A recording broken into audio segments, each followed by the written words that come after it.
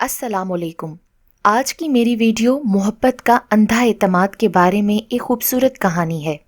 इससे पहले अगर आप मेरे चैनल पर न्यू हैं तो मेरे चैनल उर्दू सेंटर प्लस को सब्सक्राइब करके बेल नोटिफिकेशन को ऑन कर दें ताकि आप मेरे चैनल की तमाम अपडेट से आगाह रहें। आप मेरी वीडियोस को ज़्यादा से ज़्यादा शेयर करके कार खैर में शामिल हो सकते हैं। अब आप मुझे ट्विटर, फेसबुक और इंस्टाग्राम पे भी फॉलो कर सकते हैं। मुझे अदीबों और शायरों से बड़ी अकीदत थी। मैं उनकी दिल से इज्जत करती थी और सुना करती थी कि वो बहुत हसास होते हैं। खबर ना थी कि मेरी शादी तकदीर ने एक अदीब से लिख दी है। ये एक ठंडी शाम थी। मैं अपने घर के लॉन में टहल रही थी कि एक अजनबी शख्स गेट से लॉन में आ गया। उसकी नज़र मुझ पर पड़ी तो घूरने लगा। मुझे उसका यूं तकना बुरा लगा। मैं फौरन घर के अंदर चली गई। बाद में पता चला कि नए पड़ोसी हैं और उनके वालिद मेरे बाबा जान के देरीना दोस्त हैं। तभी वो मौसूफ बेधड़क आ गए थे। उनका नाम इमरान था। मेरे बाबा ने सबसे तारुफ कराया, लेकिन मैं लम्हा भर भी सामने ना आई और ना ठहरी। जल्दी से कमरे में लौट आई। अब जब भी ये हजरत आते मुझे घूर कर देखते, मुझे सख्त उलझन होती। एक रोज चिढ़कर मैंने उनको एक चिट पे लिख भेजा कि मोहतरम, किसी लड़की को घूरना तहजीब के मुनाफी है, आइंदा ख्याल रहे। ये चिट मुलाजमा लड़की के हाथ मैंने उनको भिजवा दी थी। ख्याल था कि हजरत अदीब हैं, ज़रूर अपनी गलती पर शर्मिंदा होंगे और आइंदा ये अंदाज़े दीद तर्क कर देंगे। पर यह मेरी गलत फहमी थी। वो तो चिकने घड़े साबित हुए और ज़्यादा आंखें फाड़ कर देखने लगे, यहाँ तक कि मैं ही उस अंदाजे जानलेवा की आदी हो गई। अब यह आलम था कि वो अगर कभी मेरे रूए रोशन को ना घूरते तो मैं घबरा कर आईना देखती कि आज क्या हो गया है, कहीं मेरे चेहरे के नकूश तो गायब नहीं हो गए, या फिर ऐसा ना हो कि मेरे सींग तो नहीं निकल आए। जाने क्या हुआ कि अब उनके आने पर एक हल्की सी मुस्कुराहट मेरे लबों पर फैल जाती, जैसे उन घूरती आंखों के साथ एक दिली ताल्लुक जुड़ गया हो। एक रोज़ मुलाजमा ने एक पर्चा ला कर दिया। लिखा था कि मैं कल मज़ीद पढ़ने के लिए लाहौर जा रहा हूँ। आइंदा तुम्हें कोई घूरने वाला नहीं रहेगा। सुकून की नींद सोना। मैं 2 साल से पहले नहीं आऊँगा। पर्चे पर लिखे अल्फाज क्या थे, बरकी कुमकुमे थे जो दिल में रोशन हो गए। मगर उस तहरीर ने मुझे बहुत अफसुर्दा कर दिया। मेरी पलकें भीग गई। बार बार उस तहरीर को पढ़ रही थी और लगता था कि वक्त मुसीबत की भारी घड़ी की मानित थम गया है। आखिरकार वो 2 साल बीत गए। वो हसीन और यादगार दिन भी आ गया जब इमरान के वालिदैन अब्बू से मेरा रिश्ता तलब करने आ गए। वो मुकाबले का इम्तिहान पास करके आए थे। भला ऐसे होनहार नौजवान के लिए रिश्तों की क्या कमी थी, मगर उन्होंने मुझे देखा तो इरादा कर लिया था कि इसी को अपनी दुल्हन बनाना है। सही सुना था कि ज़िद के पक्के हैं। खैर, हमारी शादी हो गई। वो मुझसे बेहद मोहब्बत करते थे कि जुदाई की एक घड़ी भी कयामत लगती थी। शादी के बाद उनका तबादला लाहौर हो गया और एक हवेली नुमा घर रहने को मिल गया। उनकी मसरूफियात भी बढ़ गईं, तो ये बड़ा सा घर मुझको खाने दौड़ने लगा। सुबह के गए शाम ढले घर लौटते, चंद घड़ियाँ आराम करके मुताला गाह में चले जाते और सोफे पर नीम दराज होकर किताब पढ़ने लगते। कभी कलम और कागज़ लेकर बैठ जाते। मुझे बहुत ही कम वक्त दे पाते थे। हमारा मामूल था कि हम खाना साथ खाते थे। अगर ये ना खाते तो मैं इंतज़ार करती रहती कि जब इमरान खाएंगे तभी मैं भी खाऊंगी। मुझको ये खबर ना थी कि अदीबों को बीवियों से नहीं, कलम, कागज़ और किताबों से इश्क होता है और ये सारी दुनिया से अलग थलग बस अपनी दुनिया में ही गुम रहते हैं। तभी अदब तख्लीक हो पाता है। ये राज तो यहाँ आकर खुला। कैसे बताऊं कि कभी कभी लगता कि किताबें ही उनके लिए सब कुछ हैं, उनकी ज़िंदगी हैं। अब मैं खुद को उस घर में एक फालतू हस्ती समझने लगी। किताबें उनकी दोस्त और मेरी सोकन बन गईं। एक रोज़ हमारी सास मिलने आई। सफ़र की थकान से उनकी तबीयत नासाज हो गई। इमरान देर तक माँ के कदमों में बैठे रहे। मैंने भी काफ़ी तीमारदारी की और अब मुझे भूख सताने लगी, मगर ये उठने का नाम ना लेते थे। जब वालिदा के कमरे से उठे, मैं जल्दी से खाना लगवाने लगी, मगर ये अपने मुताल्ले के कमरे में घुस गए। चूँकि मुझे खाना उनके साथ खाने की आदत थी और दिल भी चाहता था कि मैं उनके साथ खाऊं, इसी बहाने कुछ बातचीत हो जाए। इसीलिए जब मैं उनके पास गई, देखा कि मेज़ कुर्सी के सामने विराजमान है और अपने किसी मजमून की तकमील फरमा रहे हैं। पूछा, क्या कर रहे हैं? کھانا ٹھنڈا ہو رہا ہے، کیا کوئی اہم کام ہے؟ جواب میں ایک پرانی سی کتاب اٹھا لی اور صفحے الٹنے لگے۔ بولے اس میں سے کچھ اقتباس لکھنے تھے، وہی لکھ رہا ہوں۔ میں نے کتاب ان کے ہاتھ سے جھپٹ لی کہ بھوک سے میری بری حالت تھی، بعد میں لکھ لینا۔ ارے نہیں، چند سطریں لکھنی ہیں، یہ بات کا کام نہیں ہے، ابھی پورا کرنا ہے۔ یہ سن کر تو میرے تن بدن میں آگ لگ گئی۔ کتاب میں نے شیلف کی طرف اچھالی، مگر وہ شیلف میں جانے کی بجائے ٹکرا کر فرش پر گر گئی۔ ان کو میری یہ حرکت بہت ناگوار گزری۔ بولے اٹھاؤ اور ٹھیک جگہ پر رکھو۔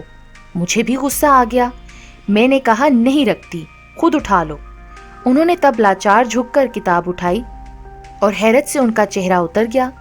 گرنے سے کتاب کی جلد پھٹ گئی تھی۔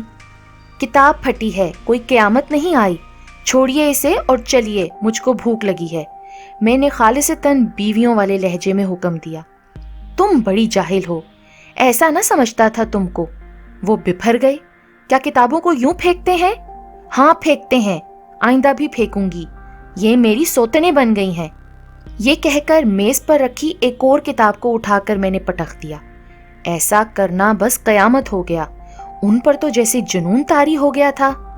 کتابیں، قلم دان، کاغذ، مضامین، ہر شے کو اس طرح پھینکنے لگے کہ سارا کمرہ منتشر ہو گیا۔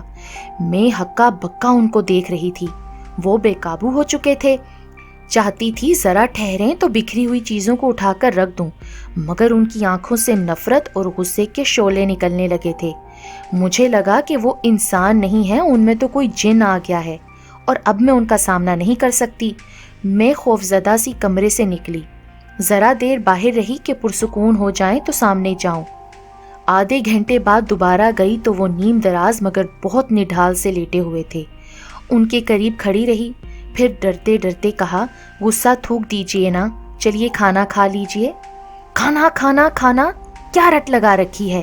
تم جا کر کھا لو کھانا، مجھے بھوک نہیں ہے۔ شادی کے بعد ان کی یہ پہلی بے رخی مجھے اندر سے توڑ گئی۔ ہر لمحہ ایک ہتھوڑا بن کر لگ رہا تھا۔ وہ خاموش لیٹے تھے اور چپ کے یہ لمحے مجھ پر وار کرتے جاتے تھے۔ مزید کیا کہوں، میری ہمت جواب دے گئی۔ نڈھال سی ایک طرف اپنے بستر پر گر گئی۔ رات بھر ان کی طرف دیکھتی رہی۔ انہوں نے ایک بار بھی میری جانب نہیں دیکھا، آنکھیں موندے پڑے رہے، حالانکہ جاگ رہے تھے۔ میری آنکھیں بھر آئیں، آنسو موتیوں کی طرح ڈھلکنے لگے۔